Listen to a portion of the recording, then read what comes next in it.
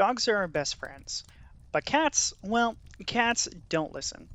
They don't care most of the time, and yet somehow they still ended up in our homes. So here's the question I've been wondering about. Did humans domesticate cats, or did cats domesticate themselves? Around 10,000 years ago, humans made a massive change in how we lived and survived. We stopped wandering around looking for our food and instead started farming and built permanent settlements. Truly, no one wants to work for their food anymore. This new generation is just so lazy, and I bet they couldn't even figure out how to use an atlatl anymore. A lot of early farming involved grain and cereal crops. See my video about farming if you'd like to know more about that. The majority of the grains we grew, we stored long term to last us over the winter.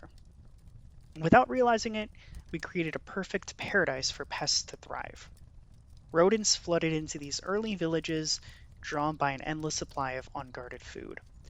And inevitably, the rodents drew in another creature behind them, wildcats. Didn't take long for these solitary hunters to notice that these new human settlements were the perfect hunting grounds for them. The mice were easy pickings for wildcats.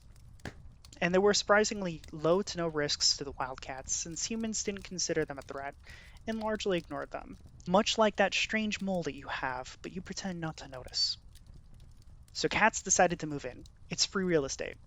Not because humans captured them, not because they were trained, but because it benefited them. Cats weren't invited, they just showed up and made themselves right at home. Much like how your uncle sometimes shows up during the holidays and just doesn't leave, and you now have an ugly RV in your front yard. At first, humans probably didn't think too much of it.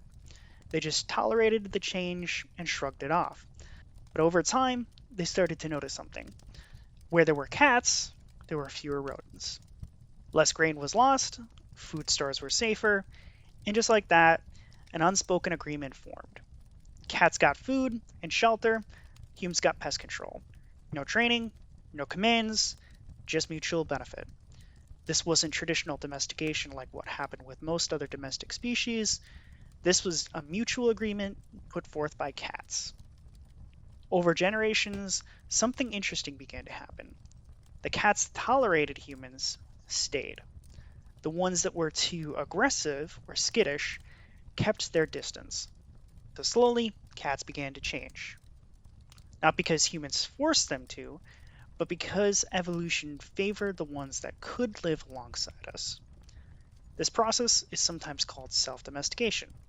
Unlike dogs, which were heavily shaped by humans later on in the domestication process, cats mostly shape themselves. Though cats are still largely independent, and if you die, they won't hesitate to eat you. They truly are just tiny tigers that we let sleep on our beds. In ancient Egypt, cats weren't just helpful, they were sacred and protected by law.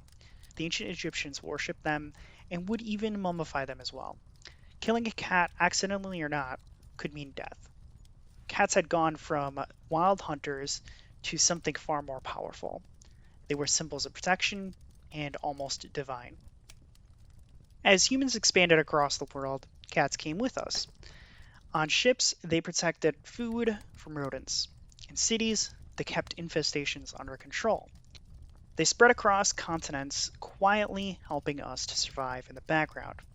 Like that kid in class who always had an extra pencil to lend, even if you forgot to return it. Without them, early food systems might have been far less stable and trade routes more vulnerable. In a strange way, cats helped civilizations to grow. So did cats domesticate themselves? Not entirely, since unlike almost any other animal, they were never fully under our control. They didn't need to be. Because from the very beginning, this wasn't about obedience, it was about opportunity.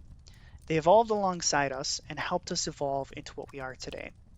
And maybe that's why your cat still acts like it owns everything.